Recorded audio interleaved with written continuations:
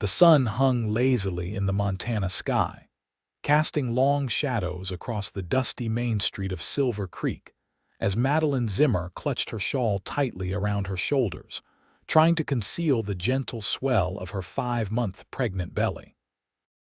The year was 1878, and being unmarried and with child in a frontier town was akin to wearing a scarlet letter, only there was no hiding the evidence of her circumstance.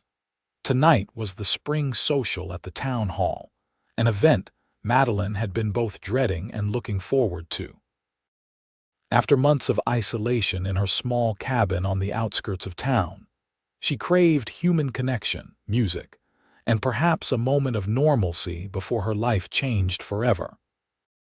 Working as the town's schoolteacher had become increasingly difficult as her condition became more apparent, drawing whispers and judgmental glances from parents and townspeople alike. Just one night, she whispered to herself as she approached the brightly lit town hall. The sounds of a fiddle and piano drifted through the open windows, along with laughter and the rhythmic tapping of dancing feet on wooden floors. Madeline hesitated at the bottom of the steps, smoothing her best blue dress over her rounded middle. Inside, the hall was transformed. Paper lanterns hung from the rafters, casting a warm glow over the makeshift dance floor. Tables laden with punch and baked goods lined one wall, while the town's modest band played a lively tune in the corner. For a moment, Madeline felt a spark of joy until she noticed the sudden hush that fell over the crowd nearest the door as she entered. Martha Collins, the banker's wife, leaned toward her companion with a barely concealed sneer. "I can't believe she had the nerve to show her face here."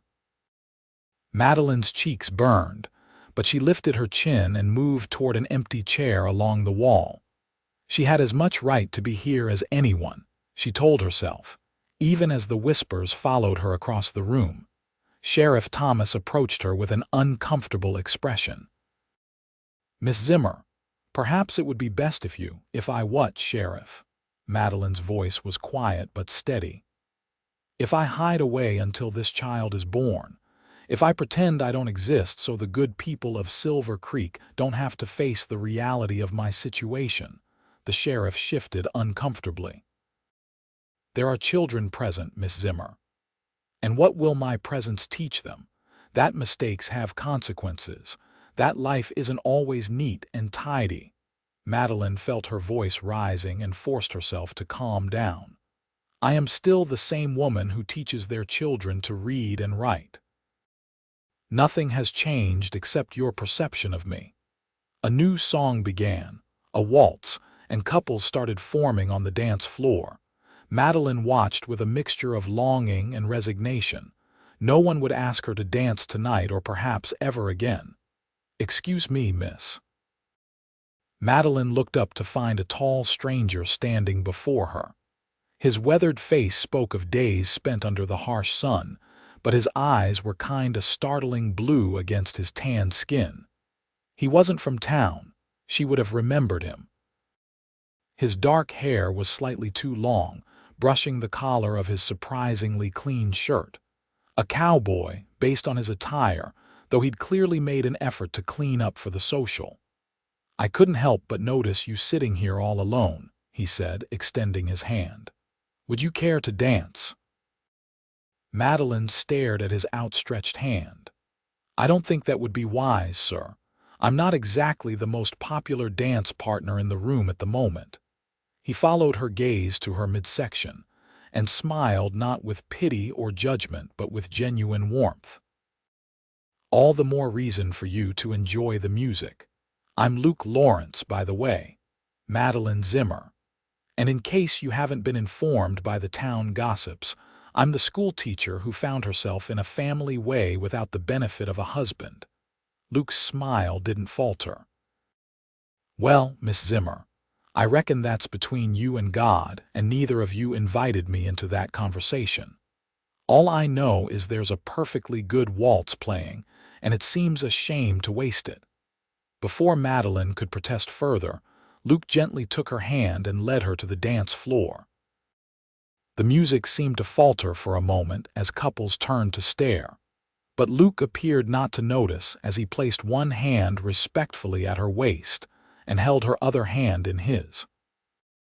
"I should warn you," Madeline whispered as they began to move, "you're about to become as unwelcome in this town as I am." Luke chuckled, guiding her smoothly through the steps. "Fortunately, Miss Zimmer, I've never much cared for popularity contests." As they danced, Madeline became aware of Martha Collins and her husband pointedly leaving the dance floor, followed by several other couples. But for every pair that retreated, others seemed to watch with softening expressions. "You dance very well, Mr. Lawrence," Madeline said, surprised by how easily they moved together. "My mother insisted all her sons learn, said it was the mark of a gentleman." He guided her through a gentle turn. "Though I'll admit, opportunities to waltz are scarce when you're driving cattle across the plains. So you're a drover, was. Now I'm looking to settle, purchase the old Peterson place just outside of town." Madeline's eyebrows rose. "The ranch with the creek running through it." "That's not far from my cabin." "Then I suppose that makes us neighbors," Luke said with a smile that reached his eyes. "Which is fortunate, as I don't know many people in Silver Creek yet." The waltz ended too soon, and as they stood in the center of the floor with Luke still holding her hand, Madeline noticed the stares had not abated. Some were curious, others disapproving. "Thank you for the dance, Mr. Lawrence," she said, pulling her hand away, "but I think I should go." "At least let me walk you home," he offered. "The night's still young, but if you're tired—" Madeline hesitated. The thought of returning to her empty cabin held little appeal, but remaining at the social under the weight of so many judgmental gazes was becoming unbearable. "I would appreciate that," she finally said. As Luke helped her with her shawl, Reverend Miller approached them, his expression stern. "Mr. Lawrence, I believe we haven't met. I'm Reverend Miller." "Pleasure to meet you, Reverend," Luke said, extending his hand, which the Reverend reluctantly shook. "I feel it my duty to inform you that Miss Zimmer's condition is the result of moral failing. As a newcomer to our community, you should be aware of the company you keep." Madeline felt her face burn with shame, but before she could speak, Luke replied with a calm that belied the steely look in his eyes. "With all due respect, Reverend, where I come from, a man offers kindness to those who need it most. I believe there was something in the good book about casting the first stone." He turned to Madeline. "Shall we, Miss Zimmer?" The night air was cool and refreshing after the stuffiness of the town hall. Madeline walked beside Luke in silence for several minutes, grateful for his steady presence. "You didn't have to do that," she finally said as they turned onto the path that led toward her cabin. "Defend me, I mean." "I didn't do it for you," Luke replied, surprising her. "I did it because it was right. My pa always said the measure of a community is how it treats its most vulnerable." Madeline stopped walking. "I'm not seeking pity, Mr. Lawrence. And I'm not offering any," he said simply. "Just common decency." They resumed walking, the silence between them now comfortable rather than strained. The moon lit their path, casting silver light over the spring grass and wildflowers that dotted the meadow. "May I ask you something personal, Miss Zimmer?" Luke said after a while. Madeline gave a short, humorless laugh. "I think we're past the point of propriety, Mr. Lawrence." "Ask what you will." "What happened to the father of your child?" The question, asked without judgment or accusation, caught her off guard. Most people in town had simply assumed the worst, that she was immoral, loose, a fallen woman. Few had bothered to ask for her story. His name was James. "He was passing through town last fall, staying at the boarding house while working on the new railroad line," Madeline said softly. "He was kind, educated. We spent time together, and I I believed him when he said he would return and marry me once he secured a permanent position with the railroad." She paused, the familiar pain washing over her. "I received word 2 months later that he died in a construction accident. By then, I already knew I was carrying his child." Luke nodded, his expression thoughtful. "I'm sorry for your loss, Miss Zimmer." "Thank you," she replied, surprised by his simple acknowledgement of her grief. "Most people seem to forget that part, that I lost someone I cared for." They had reached her cabin, a modest but well-maintained structure with a small garden plot to one side. A lantern burned in the window. She had left it lit knowing she would return after dark. "This is me," Madeline said, suddenly reluctant for their walk to end. It had been so long since she'd had a conversation that didn't include pitying glances or veiled insults. Luke removed his hat, holding it respectfully before him. "Thank you for the dance, Miss Zimmer, and for the pleasant company on the walk home. It's I who should thank you, Mr. Lawrence. You saved me from what was promising to be a thoroughly humiliating evening." A smile tugged at the corner of his mouth. "Then perhaps we saved each other. I wasn't particularly looking forward to an evening of awkward introductions and explaining that no, I don't plan to sell the Peterson place to the bank despite their generous offer." Madeline raised an eyebrow. "Mr. Collins has been trying to acquire that land for years, so I've gathered. He seemed quite put out when I told him I intend to raise horses there." "Horses, not cattle." Luke's smile broadened. "I've spent enough years chasing stubborn cows across the plains." "Horses are smarter, more loyal." He paused, seeming to consider something. "Miss Zimmer, I know we've just met, but I find myself in need of a hand with some accounts and correspondence. I understand you're educated. Are you offering me work, Mr. Lawrence, if you're interested?" "Just a few hours a week, helping me organize the business side of things. I'm afraid my talents lie more with animals than with ledgers." Madeline considered his offer. Her position at the school was becoming increasingly precarious as her pregnancy advanced, and the extra money would be welcome. "I'd be happy to help, Mr. Lawrence." "Excellent. Shall we say Saturday morning around 10? That would be fine." Luke settled his hat back on his head with a nod. "Good night then, Miss Zimmer. Rest well."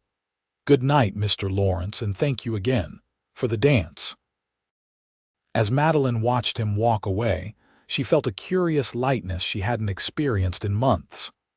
One dance, one act of kindness amid so much judgment, shouldn't have affected her so deeply. And yet, as she prepared for bed that night, she found herself humming the waltz they had danced to, her hand unconsciously resting on her growing belly. "Well, little one," she whispered to her unborn child, "it seems we may have found a friend in this town after all." Saturday morning dawned clear and warm. Madeline had spent the previous days in a curious state of anticipation. Her interactions in town had been strained as usual news of her dance with the newcomer had spread quickly, but she found herself less affected by the whispers and stares. She had something to look forward to, even if it was just helping a neighbor with his accounts. She dressed carefully in a practical dress that accommodated her growing form, packed some freshly baked bread and her writing supplies, and set off for the old Peterson place. The walk took longer than she expected, her pace slowed by her condition and the uneven path, but the spring morning was pleasant enough to make the journey enjoyable. The Peterson ranch, now Lawrence's ranch, she reminded herself, came into view as she crested a small hill. The main house was a sturdy 2-story structure that had stood empty for nearly 2 years. Beyond it were several outbuildings and corrals, one of which already contained 3 horses. Smoke rose from the chimney, and as Madeline approached, she saw that the front porch had been swept clean and a new rocking chair placed beside the door. Before she could knock, the door swung open to reveal Luke, his shirt sleeves rolled up, and a streak of what appeared to be flour across one cheek. "Miss Zimmer," he said, looking genuinely pleased to see her. "I was beginning to worry I'd given you incorrect directions." "Not at all," Madeline replied. "The walk simply took longer than I anticipated." Luke's expression shifted to concern. "I should have offered to come fetch you. Please, come in." The interior of the house was simpler than Madeline had expected. The furniture was sparse but solid, and everything was scrupulously clean. The scent of coffee and something baking filled the air. "Are you baking?" she asked, unable to hide her surprise. Luke looked sheepish. "Attempting to. I thought I should offer some hospitality, but I'm afraid cooking isn't among my talents." Madeline followed him to the kitchen, where she found a pan of what might have been intended as biscuits but more closely resembled rocks. She bit back a smile. "Perhaps I could assist with that as well," she offered. Luke laughed, the sound warm and genuine. "I'd be eternally grateful, but first, let me show you what I need help with." He led her to a small study off the main room where papers were stacked in somewhat haphazard piles on a desk. "I've been corresponding with breeders, trying to establish a breeding program for quality horses. There are orders to track, payments to record, and frankly, my handwriting is barely legible on a good day." "I see," Madeline said, already beginning to mentally organize the tasks before her. "I think I can help bring some order to this." "I was hoping you'd say that." Luke pulled out the chair for her. "You can work in here. I'll bring you some coffee that at least I can make without ruining." The morning passed quickly as Madeline sorted through bills of sale, letters from horse breeders across the territory, and Luke's rough attempts at bookkeeping. By noon, she had created a filing system, drafted responses to 3 important correspondences, and balanced his accounts. Luke brought her lunch, a simple but tasty affair of bread, cheese, and sliced apples, and sat across from her as she explained what she had accomplished. "Miss Zimmer, you're a marvel," he said when she finished. "You've done more in one morning than I could have managed in a week." Madeline felt her cheeks warm at his praise. "It's not so difficult when one knows how to organize such things. And please, if we're to work together, you might call me Madeline." "Madeline," he repeated, the name sounding different somehow in his deep voice. "Then you must call me Luke." Their eyes met across the desk, and for a moment, something passed between them, an understanding, perhaps, or the beginnings of a friendship that both recognized as valuable in a place where allies were few. The moment was broken when the baby kicked sharply, causing Madeline to gasp and place her hand on her belly. "Are you all right?" Luke asked, instantly concerned. "Yes," she assured him, smiling despite herself. "The baby is just making its presence known. Here." Without thinking, she reached for his hand and placed it where the baby was moving. Luke's eyes widened as he felt the strong movement beneath his palm. "That's remarkable," he said softly. Madeline suddenly realized the impropriety of the gesture and withdrew her hand, flustered. "I'm sorry, that was inappropriate." "No," Luke said quickly. It's a miracle is what it is." He cleared his throat. "I have 3 younger siblings. I remember when my mother was expecting my youngest sister. It always seemed like magic to me." The simple statement, offered without judgment or discomfort, eased Madeline's embarrassment. "It does feel rather magical when I'm not too busy being tired or sick or worried about the future." Luke nodded in understanding. "It's a lot to face alone." "Yes," Madeline agreed softly. "Yes, it is." They finished their lunch in companionable conversation, Luke telling her about his plans for the ranch and Madeline sharing stories of her students. When it came time for her to leave, Luke insisted on driving her home in his wagon. "Same time next Saturday?"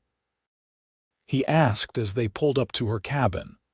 "I'd like that," Madeline replied, and so began a routine. Every Saturday, Luke would arrive at her cabin with his wagon to bring her to the ranch. She would spend the morning organizing his business affairs. Then they would share lunch and conversation before he returned her home.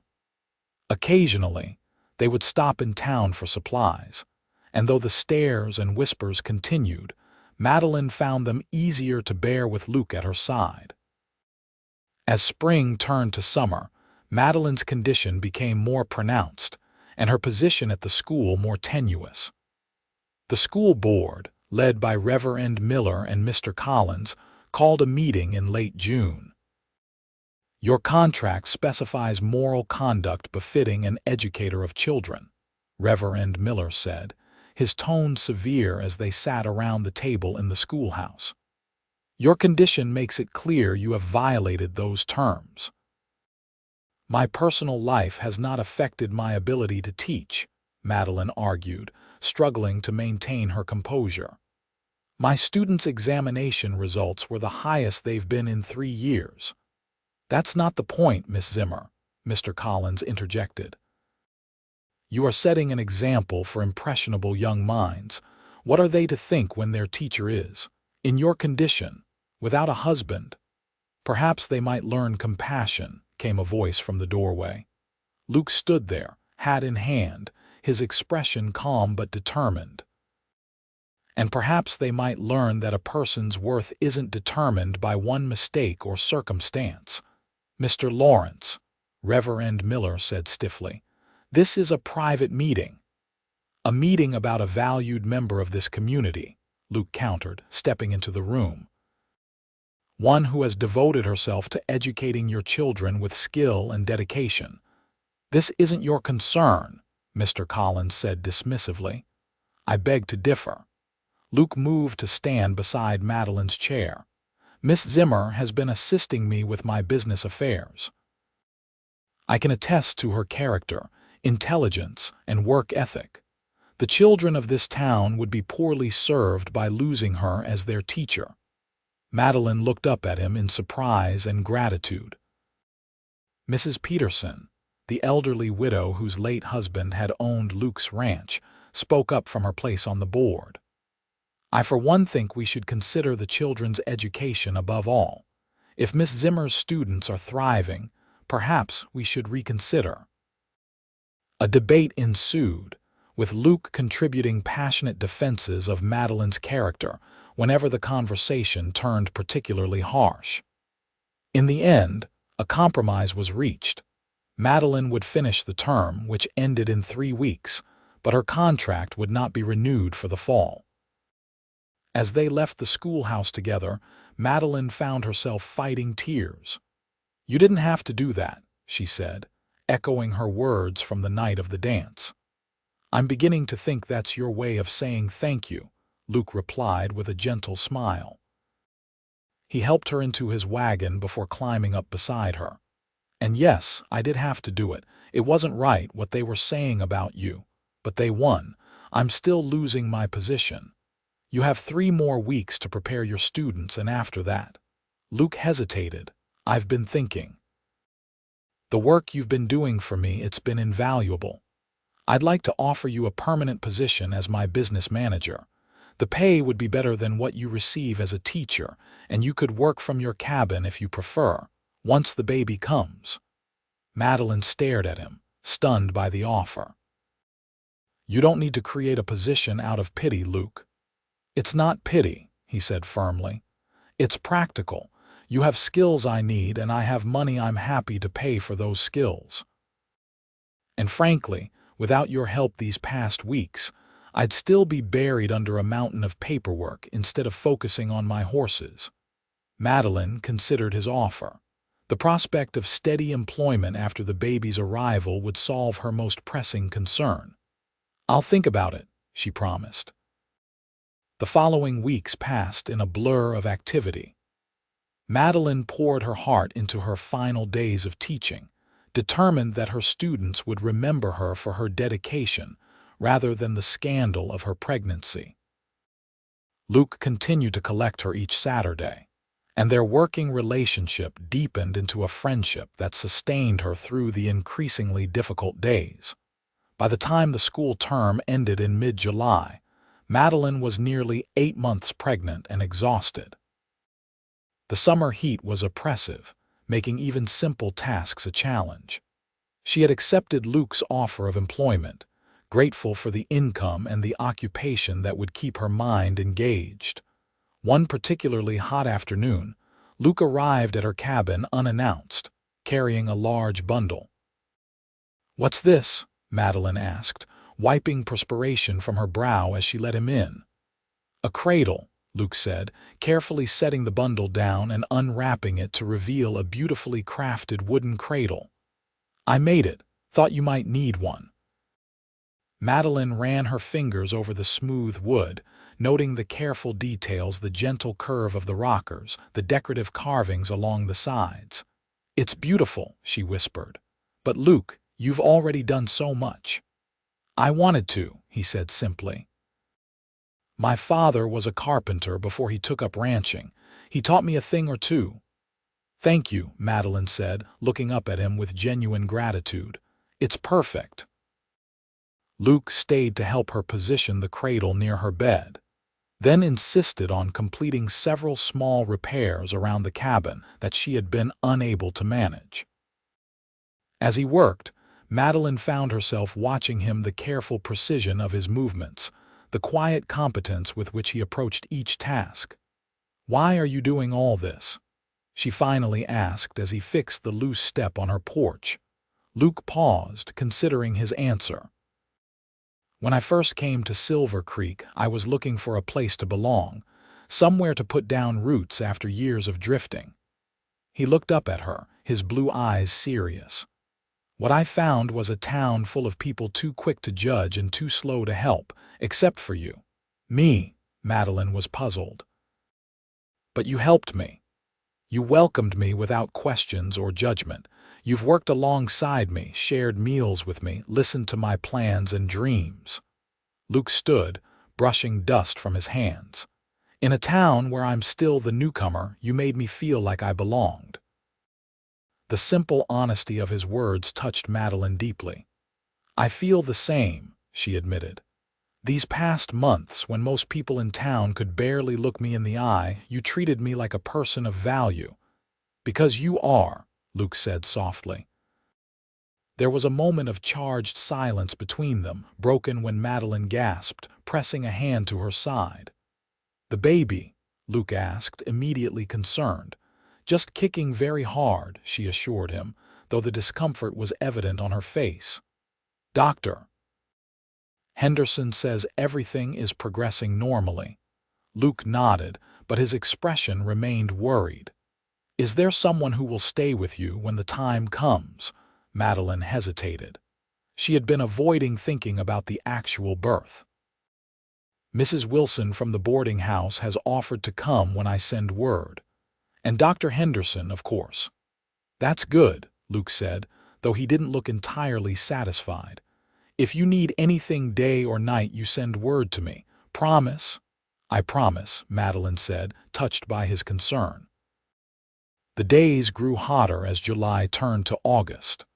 Madeline's mobility became increasingly limited, and Luke took to bringing her supplies from town and checking on her daily. Despite the heat and her discomfort, Madeline found these visits the highlight of her days. They would sit on her porch in the evenings, watching the sunset and talking about everything and nothing.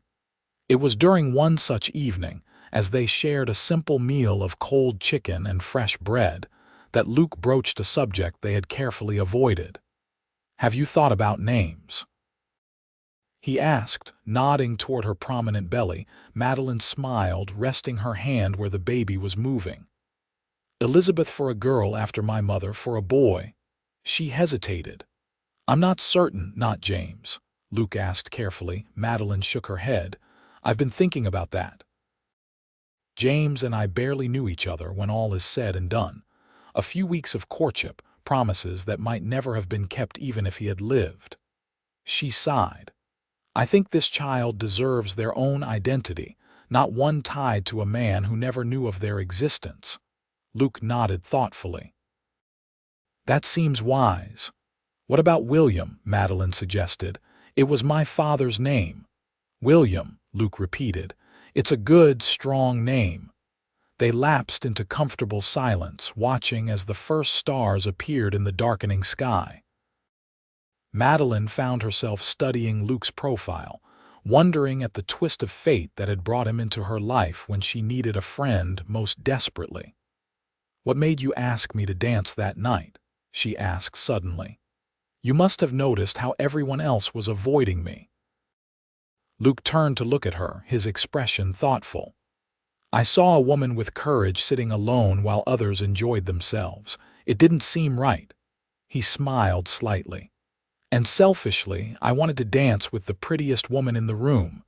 Madeline laughed, assuming he was teasing. "Hardly that. You don't see yourself clearly, Madeline," Luke said, his voice taking on a serious tone. "You never have." Before she could respond, a sharp pain caused her to gasp and clutch her belly. This was different from the baby's usual movements, stronger, more focused. "Madeline." Luke was instantly alert, concern etched on his features. "I'm fine," she said automatically, but another pain followed quickly, causing her to inhale sharply. Luke was on his feet in an instant. "I'm fetching the doctor." "It's probably just false labor," Madeline protested, but her words were cut off by another contraction that left no doubt in either of their minds. "The baby is coming," Luke said, already helping her to her feet. "Let's get you inside." The next hours passed in a blur of pain and focused activity. Luke rode for Dr. Henderson and Mrs. Wilson, then returned to help prepare the cabin. He heated water, gathered clean linens, and moved furniture to give the doctor space to work. When Dr. Henderson arrived, he examined Madeline briefly before confirming what they already knew. "This baby is coming tonight," he announced. "First babies often take their time, though, so we may be in for a long night." Mrs. Wilson took charge of the sick room, shooing Luke outside with firm instructions to wait and pray. As the night deepened, Luke paced the small porch, wincing at each cry that escaped through the cabin walls. Occasionally, Mrs. Wilson would emerge to fetch more hot water or clean towels, offering brief updates. "She's doing well," the older woman assured him during one such trip. "Strong as they come, our Miss Zimmer." Luke nodded, though his worry was evident. "Is there anything I can do?" Mrs. Wilson regarded him thoughtfully. "You care for her quite a bit, don't you?" "She's my friend," Luke said simply. Mrs. Wilson replied, clearly unconvinced. "Well, friend, you can keep that water hot and maybe say a prayer or two.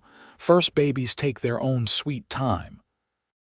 The night wore on, the hours marked by Madeline's increasingly frequent cries. Luke found himself praying more fervently than he had in years, asking for her safety and that of the child. It was just before dawn when a different cry pierced the air, the unmistakable wail of a newborn. Luke froze in his pacing, staring at the door as if he could see through it. Several agonizing minutes passed before it finally opened to reveal Dr. Henderson, looking tired but pleased. "A healthy boy," the doctor announced, "and Miss Zimmer is doing well, all things considered." Relief flooded through Luke. "Can I see her?" Dr. Henderson hesitated, then nodded. "Briefly. She needs rest." Madeline lay propped against pillows, her face pale and drawn with exhaustion but illuminated by a joy Luke had never seen before. In her arms was a tiny bundle wrapped in a clean white cloth. "Luke," she said softly as he entered. "Meet William." Luke approached the bed cautiously, overwhelmed by the tableau before him.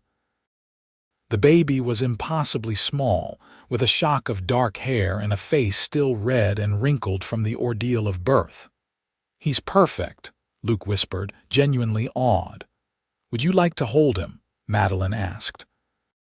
Before Luke could answer, Mrs. Wilson interjected from where she was tidying the room. "That's hardly appropriate, Miss Zimmer. Mr. Lawrence isn't family." Madeline's tired eyes met Luke's. "He's the closest thing to family William and I have in Silver Creek." Something shifted in Luke's chest at her words, a settling, as if pieces of a puzzle were falling into place. Carefully, he took the swaddled infant from Madeline's arms, marveling at how little he weighed and yet how significant his presence felt. "Hello, William," he said softly. "Welcome to the world." The baby's eyes, still unfocused, seemed to look in his direction, and Luke felt an unexpected surge of protectiveness. This child, born into a world that would judge him for circumstances beyond his control, deserved every chance, every opportunity, every kindness.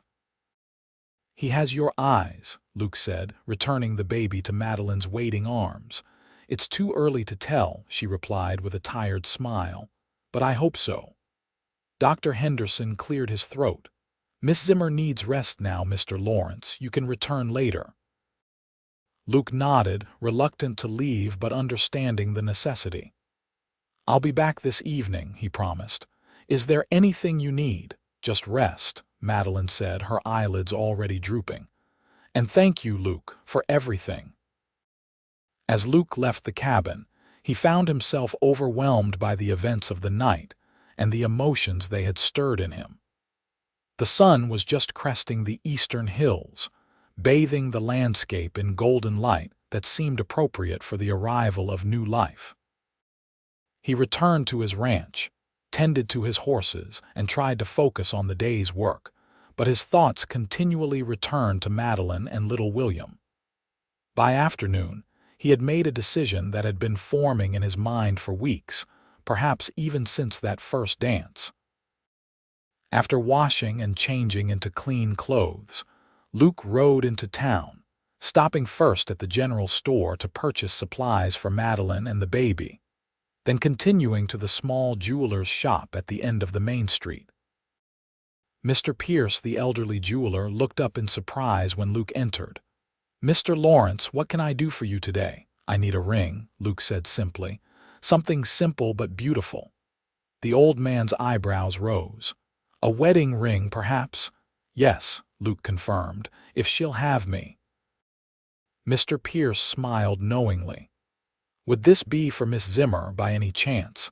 News travels fast in small towns, and you've been seen together quite a bit." Luke nodded, not bothering to deny it. "Do you have something suitable?" The jeweler produced several rings from beneath the counter, but it was a simple gold band with a small but perfect diamond that caught Luke's attention. "That one," he said decisively. As the jeweler wrapped the ring, he offered a word of caution. "You know, Mr. Lawrence, taking on another man's child. Some might say that's a heavy burden for a new marriage." Luke met the older man's gaze steadily.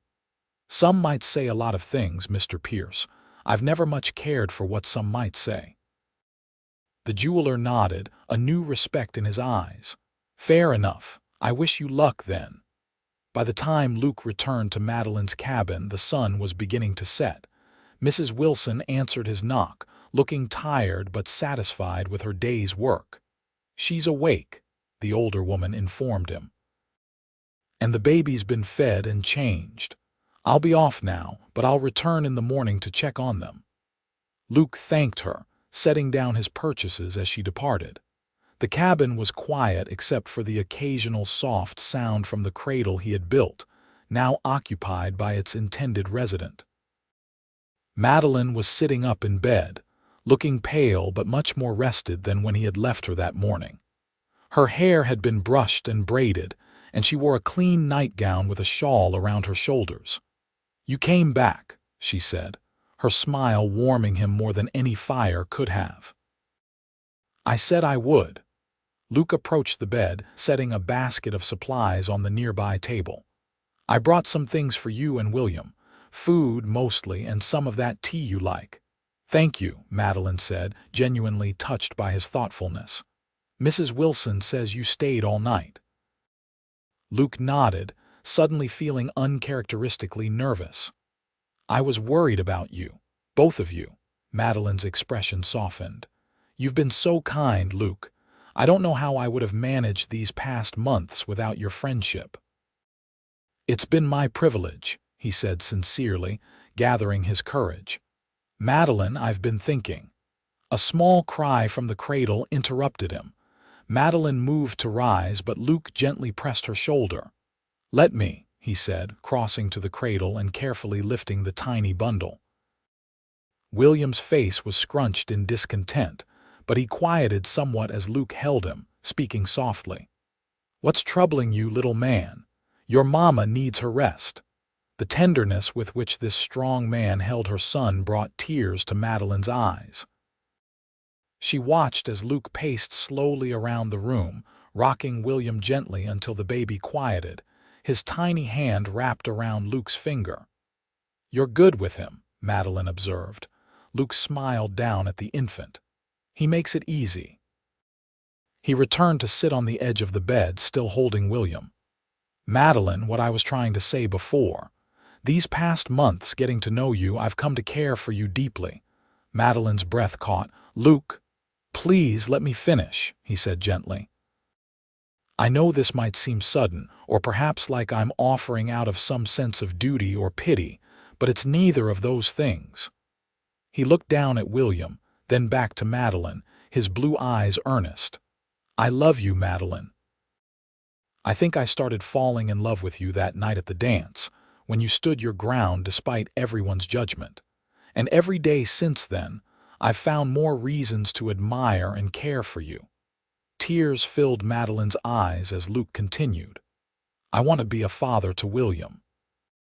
I want to be a husband to you, not because you need me, but because I need you, both of you, in my life." Carefully balancing the baby in one arm, he reached into his pocket and withdrew the small velvet box.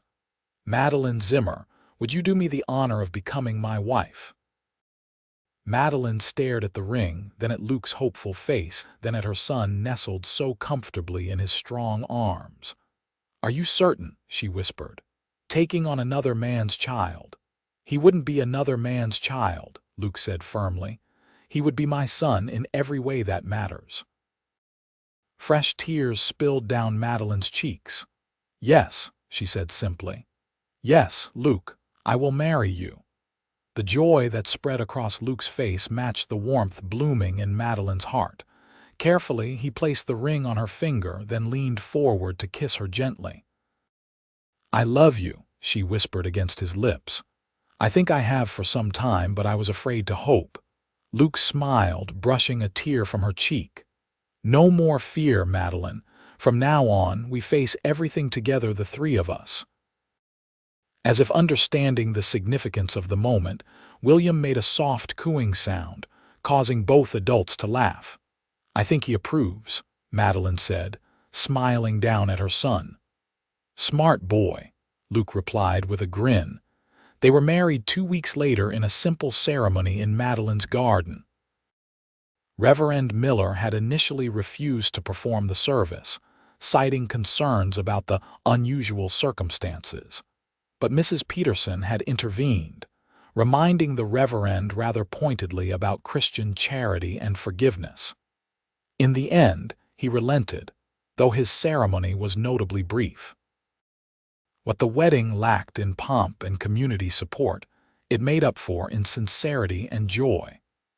Mrs. Wilson stood as Madeline's witness, holding little William during the exchange of vows. Luke had invited a few friends from his droving days who happened to be passing through the territory, solid men who clapped him on the back and welcomed Madeline warmly. "You look beautiful," Luke whispered as Madeline joined him beneath the small arbor he had constructed for the occasion. She wore a simple ivory dress that Mrs. Wilson had helped alter to fit her post-pregnancy figure, and wildflowers adorned her hair. "I feel beautiful," she replied, her eyes shining with happiness. "For the first time in a very long time." The ceremony was brief but meaningful. When Reverend Miller pronounced them husband and wife, Luke's kiss was tender and promising. drawing good-natured whistles from his friends and a grudging smile even from Mrs. Peterson. Afterward, they shared a simple meal in the garden. William was passed from arm to arm, admired and cooed over, especially by Mrs. Wilson, who had appointed herself the baby's honorary grandmother. As the celebration wound down and their guests departed, Luke surprised Madeline by lifting her into his arms. "What are you doing?" She laughed as he carried her toward the wagon. "Taking my wife and son home," he said simply. "Our home." Madeline had already moved most of her belongings to the ranch, but this being carried across the threshold with William nestled in her arms made the transition real in a way nothing else had. The ranch house had been transformed in the weeks since she had first visited. Luke had repainted the walls, repaired the roof, and added personal touches that made the space feel warm and inviting. A nursery had been prepared adjacent to the master bedroom, painted a cheerful yellow and furnished with the cradle Luke had made along with a rocking chair and small dresser. "It's perfect," Madeline whispered as Luke showed her the nursery. "When did you do all this?" "I had some help," Luke admitted. "Mrs. Peterson may look frail, but she's quite handy with a paintbrush, and she seems determined to spoil our son." He nodded toward a beautiful handmade quilt draped over the cradle. "Our son," Madeline repeated, the words filling her with a sense of completeness she had never expected to feel.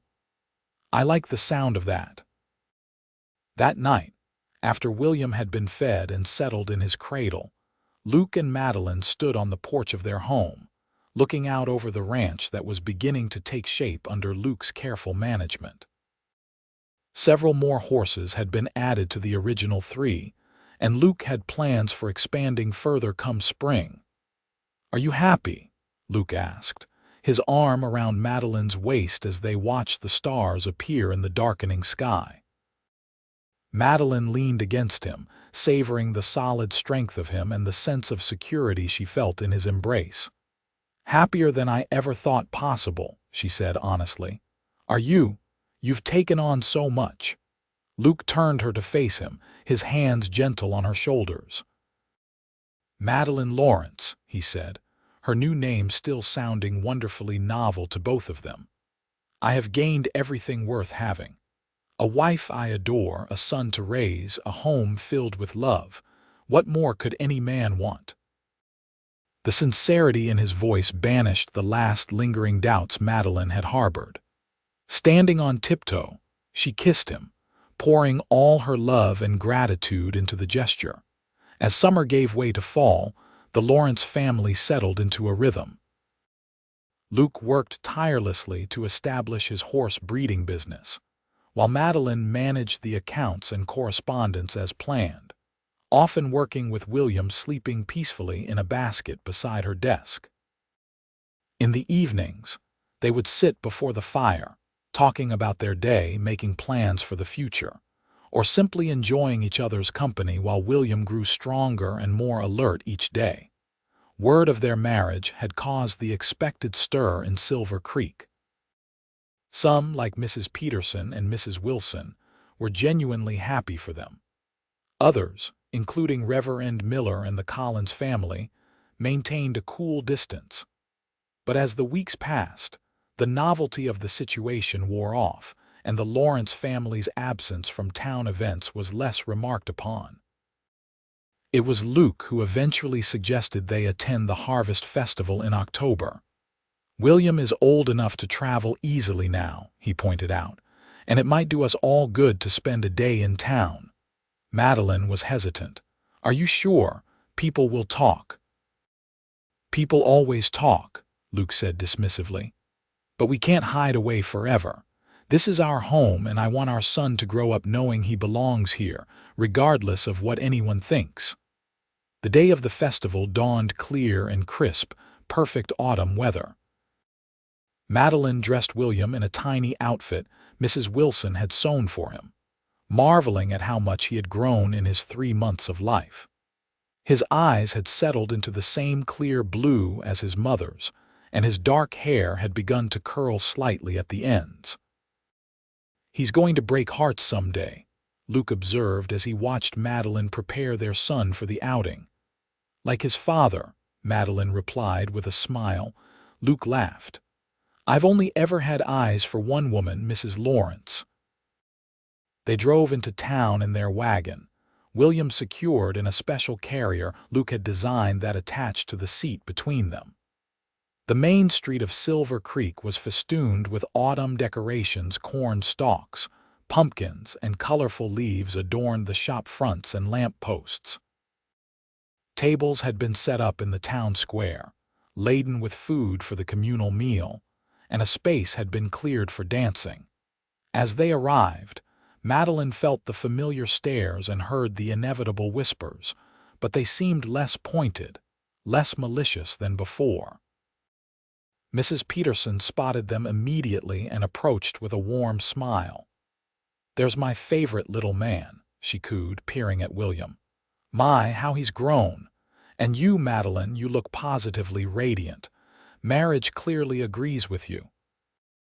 "It does indeed," Madeline replied, grateful for the older woman's genuine welcome. Throughout the day, the reactions to their presence varied.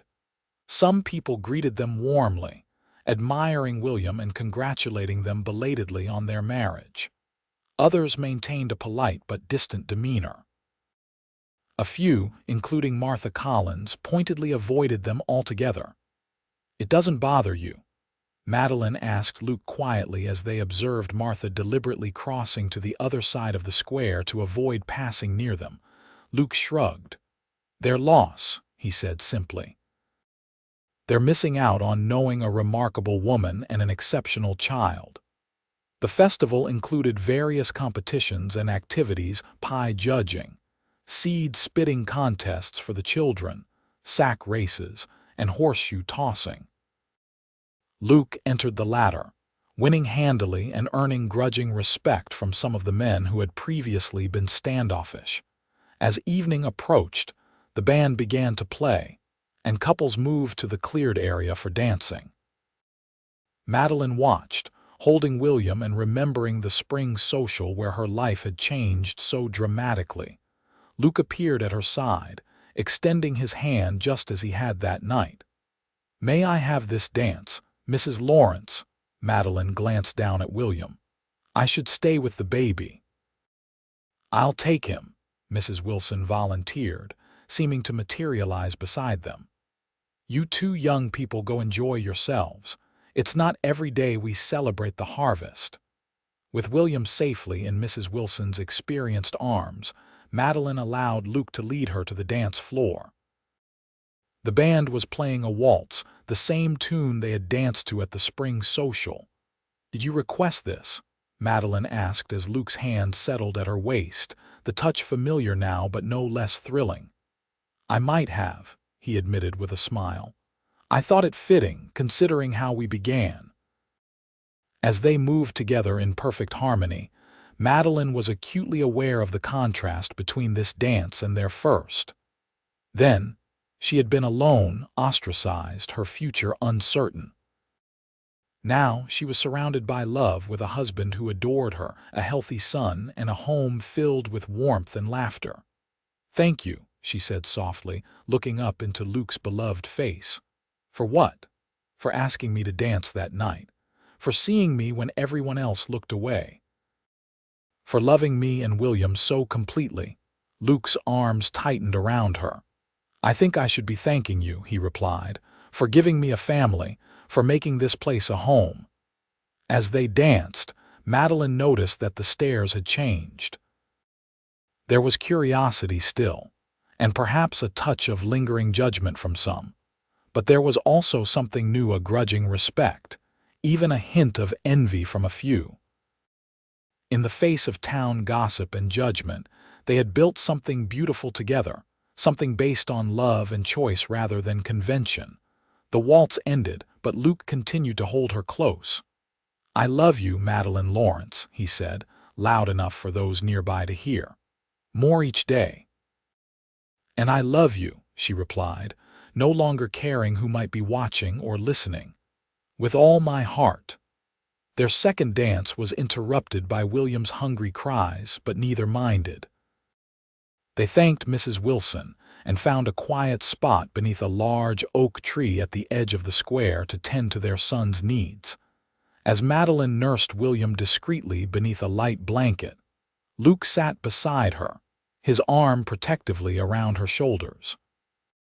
The setting sun cast long shadows across the festive scene before them, painting everything in warm gold and amber hues. "I was thinking," Luke said casually, "come spring, we might want to start planning for a brother or sister for William." Madeline looked up at him in surprise. "Already?" Luke smiled, brushing a strand of hair from her face. "Not too soon, of course, but someday. I always wanted a big family." The thought of more children born of their love for each other filled Madeline with joy. "I'd like that," she said softly. "Very much." As darkness fell and lanterns were lit around the square, the Lawrence family remained beneath their oak tree, a small island of contentment in the sea of festival activity. William, sated and sleepy, dozed in his mother's arms while his parents talked quietly of plans and dreams for the future. Several people stopped by to greet them throughout the evening: Mrs. Peterson, Dr. Henderson, even Sheriff Thomas, who had been notably uncomfortable at their wedding, but now seemed genuinely pleased to see them thriving. "You've proven a lot of people wrong, Mrs. Lawrence," the sheriff said, correcting himself with a smile. "Including me. It's good to see you happy." As the evening wound down and families began heading home, Luke and Madeline gathered their belongings and secured William in his carrier for the journey back to the ranch. "Shall we consider the harvest festival a success?" Luke asked as they drove home beneath a canopy of stars.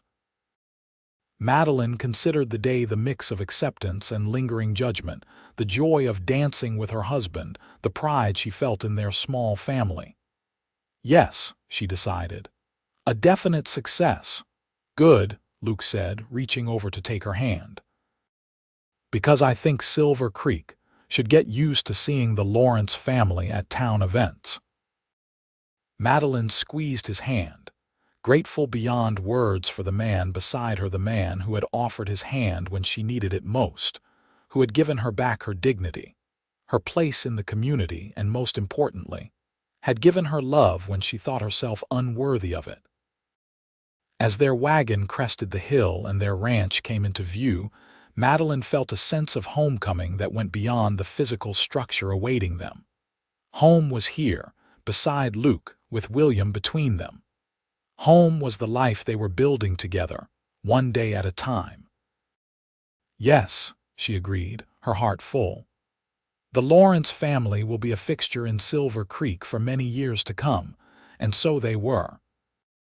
In the years that followed, the Lawrence horse breeding operation became one of the most successful in the territory, with Madeline's business acumen contributing significantly to their prosperity. William grew into a strong, intelligent boy with his mother's kind heart and his father's steady nature. He was joined 2 years later by a sister, Elizabeth, and eventually by 2 more brothers.